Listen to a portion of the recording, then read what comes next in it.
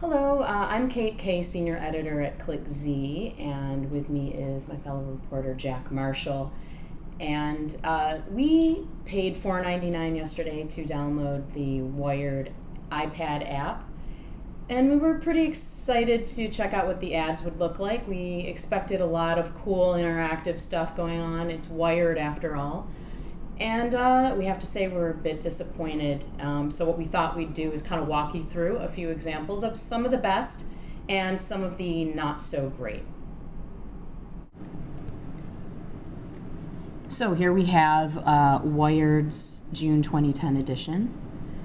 And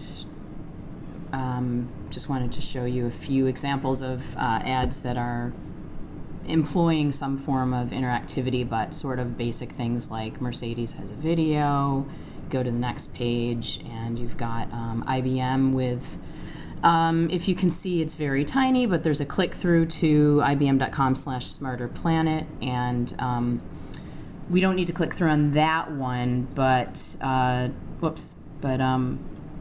what you'll see with a lot of ads that do have this sort of click through is, well, with anything, you've got to click out of the app. So the experience is detrimented for the user. So we're going to go through and show you an ad, this one. Now, both Jack and I, Jack, when you first saw this, what did you think?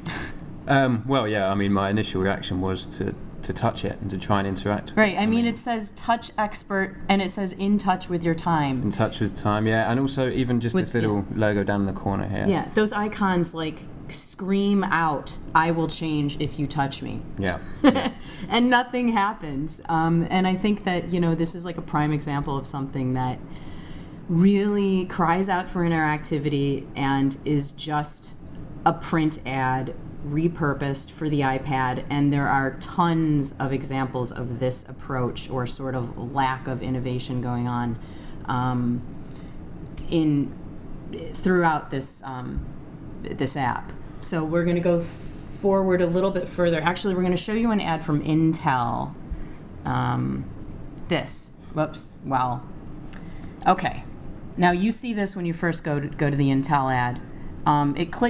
You can click through to learn more about smart processors, which maybe we'll show you an example of what that does now, just to show you what the experience is like from the user perspective. Again, it's taking you out of the app, which first off isn't ideal. No. And now, okay, so I'm playing around on Intel. Well, okay, maybe I forgot about Wired. Let's say I decide to go back.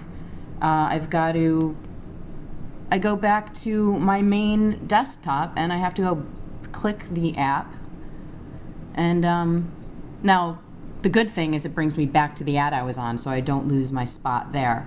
But when you look at this ad, do you have any clue that there's more to it? I don't. I know, it's amazing. So there's basically two pages of content there, but there's absolutely nothing on the first page. There's no indication even that you should scroll up to, wow, they paid more to put a video in this, and they're not telling me to. Now it plays, it's cool, you know.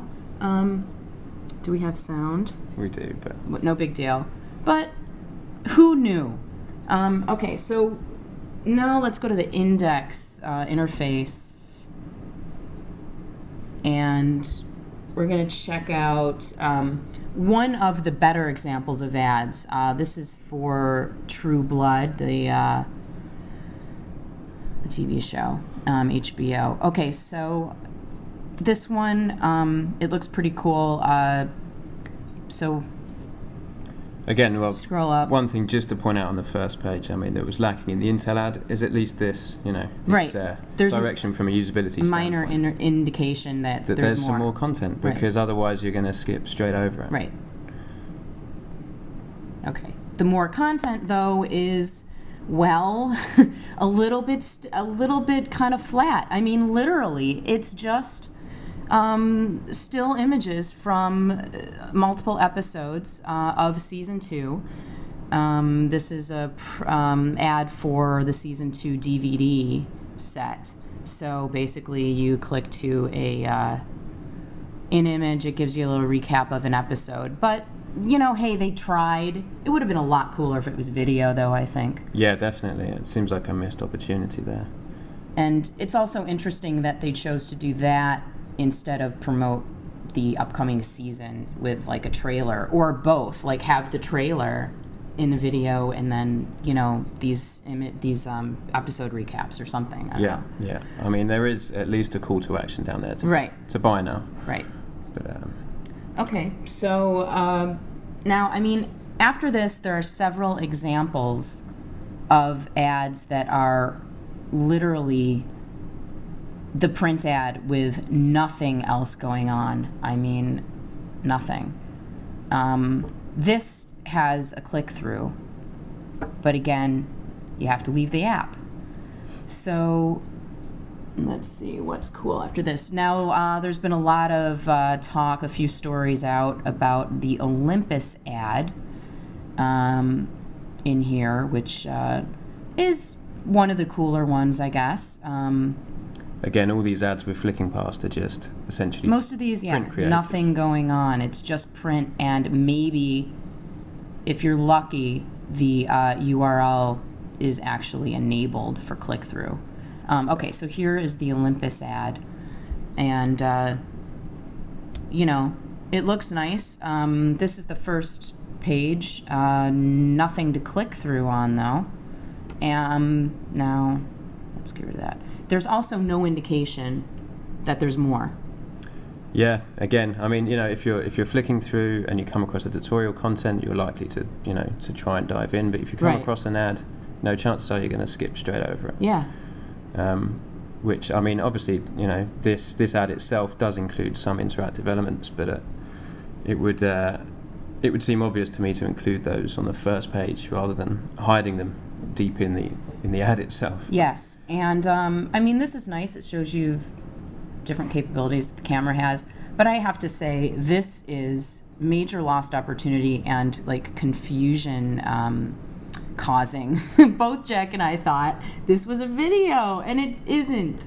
Yeah. I mean, obviously they're trying to advertise the fact that the camera itself can record video, but it would seem, again, obvious to me just to include some video content in there. Duh. Okay. So why don't we go back to this guy and go forward a little more. There was this one. Now, the Belvedere vodka ad, we thought it was somewhat interesting that they have a call to action to join them on Facebook, and you can click through and join on Facebook. Yeah, which again takes you out of the application. Yeah, takes you out of the app. And then you're sucked into the Facebook vortex, never to return. You return to the app 2 days later. Right. I think one example of actually, that's an interesting example there, which is a print creative that hasn't even been tailored to fit the landscape mode. So it's literally okay. So this is, we want to show you this Heineken ad because this is what the user sees at first, and then you do what it's sort of telling you to do, and it reveals that it's an ad for Heineken, and hey, we did an iPad creative. It's, you know, it's not really too spectacular, but at least they're working within the, you know, they developed something specifically for the medium. Yeah, exactly. And lastly, I think we can show you an example of, towards the very end, there's an ad for a domain name host or seller called One and One. And I have to say, I was really floored by this. Now, there are several examples of ads that are literally the print version, down to the point that they do not even enable click-through. This, you've got your domain, your URL right there. Hey, this is a domain service. I imagine it knows enough to get me to the website, but there's no click-through on this at all. I mean, the irony is like fascinating. And yet again, it's a double pager, but who knew? Yeah, again, no indication there, and it just seems astonishing because, you know, this, I mean, in theory, users could click through and actually purchase a domain. This is actually a product that is virtual that you could buy clicking through, or maybe an e-commerce. I mean, maybe in the future we'll see an e-commerce enablement within the ad, but it falls really flat. So anyway, thanks for joining us. If you don't agree, or if you're an advertiser that we jabbed a little bit, please give us a call. Thanks a lot from ClickZ. Thank you.